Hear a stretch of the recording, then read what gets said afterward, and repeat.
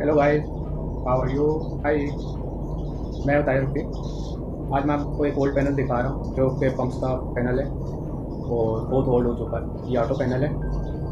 मैं आपसे इस वीडियो के ज़रिए मशवरा लेना चाहता हूँ कि क्या मैं इसी पैनल को रिपेयर करूँ तो वो बेहतर होगा, या फिर इसकी जगह पे न्यू पैनल डिज़ाइन करके न्यू पैनल बना के मैं लगा दूँ। ये आप कमेंट्स के ज़रिए मुझे आगाह करें कि इसी पैनल को रिपेयर करना बेहतर होगा या इसकी जगह न्यू पैनल बना के इंस्टॉल करना बेहतर होगा। मैं आपके कमेंट्स को कंपेयर करूँगा। ज़्यादा से ज़्यादा कमेंट्स करके मुझे बताएं और इस पैनल की हालत देख के बताएं कि ऑटो पैनल इसी को मैं रिपेयर कर लूँ या न्यू बनाऊँ। शुक्रिया। आइए फिर देखते हैं वीडियो इस पैनल की।